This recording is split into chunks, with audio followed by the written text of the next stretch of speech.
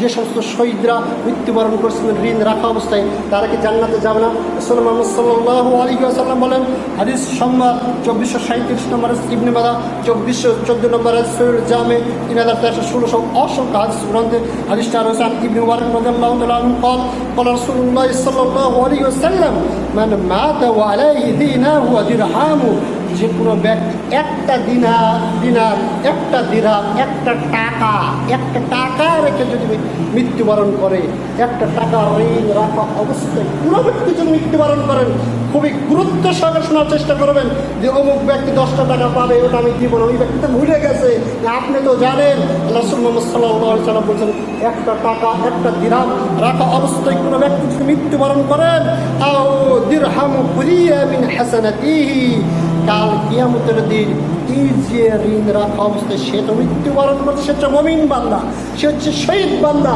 তাহলে কি করা হবে? তার যে শহীদের একটা সওয়াব রয়েছে, মুমিন বান্দার একটা সওয়াব রয়েছে, সওয়াব হচ্ছে তার ঋণ পরিশোধ করা হবে।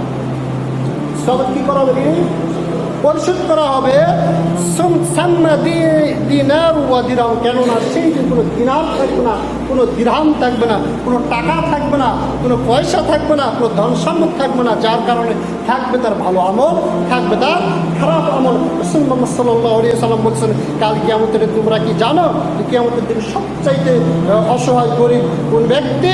এক ব্যক্তি শহীদ অবস্থায় মৃত্যুবরণ করছে, অসংখ্য নেকি রয়েছে, সব রয়েছে।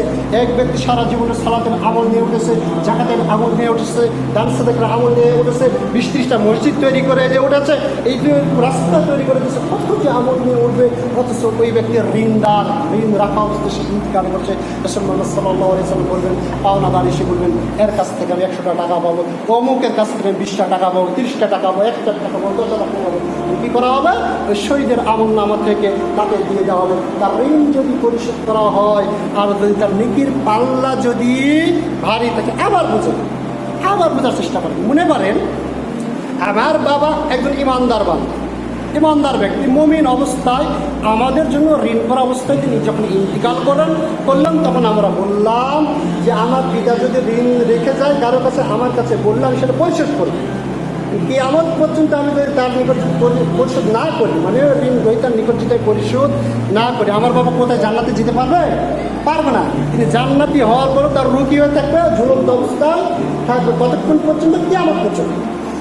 কিয়ামতেও দেখলাম যে আমি আমার পিতার ঋণ পরিশোধ করি নাই, তখন ওই যে আমার বাবা যে সওয়াব নিয়ে উঠবেন, ওই সওয়াব থেকে ঋণ গ্রহীতাকে দেওয়া হবে।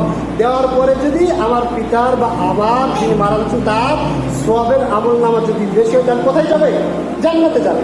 আর যদি সওয়াবের আমল নামা যদি কম হয়ে যায়, আপনার পাপের পাল্লা যদি ভারী হয়ে যায়, ঋণ দেওয়ার পরে যদি তিনি গরিব হয়ে যায়, অসহায় হয়ে যায়, পাপের পাল্লা যদি বেশি থাকে, ওই ব্যক্তি কোথায় যাবে? জাহান্নামে যাবে।